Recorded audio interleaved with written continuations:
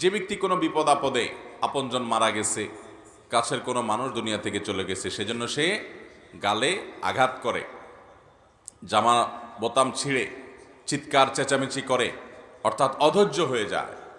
দুনিয়া থেকে সবাইকে যেতে হবে, দুনিয়াতে বিপদ আপদ মানুষের আসবে, যত নবী রাসূলগণ এসেছেন সবার জীবনে এসেছে, অতএব আমাদের জীবনও আসবে। বরং নবী করিম সাল্লাল্লাহু আলাইহি সাল্লামের হাদিস থেকে আমরা জানতে পারি, তিনি বলেছেন যে আল্লাহ তাআলা যখন কোনো সম্প্রদায়কে পছন্দ করেন, ভালোবাসেন, ইন্নাল্লাহা ইযা আহাব্বা কওমান ইবতালাহুম, আল্লাহ তাআলা কোনো সম্প্রদায়কে যখন ভালোবাসেন, পছন্দ করেন, তাদেরকে পরীক্ষায় ফেলেন, তাদেরকে আল্লাহ তাআলা পরীক্ষা নেন।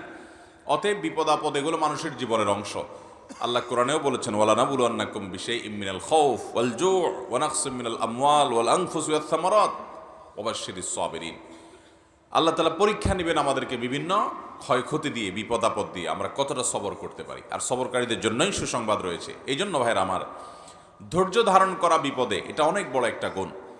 যে ব্যক্তি অধৈর্য হয়ে যাবে এবং আল্লাহর ফয়সালার বিরুদ্ধে বিদ্রোহ করবে তার আচরণ দিয়ে, শরীরে আঘাত করবে, চিৎকার চেঁচামেচি করবে, জামা ছেঁড়া ছিঁড়বে, ভাঙচুর করবে, তার হয়তো ছেলে মারা গেছে, অ্যাক্সিডেন্ট হয়েছে, সে এমন কটু কথা বলবে যেটা তাকদীরের ফয়সালাকে মানার বিপরীত, বরং তাকদীরের ফয়সালার বিরুদ্ধে বিদ্রোহের শামিল। তো এই ব্যক্তিকে নবী সাল্লাল্লাহু আলাইহি সাল্লাম বলেছেন, এই বেসবর মানুষকে তিনি তার নিজের উম্মত হিসেবে পরিচয় দিবেন না।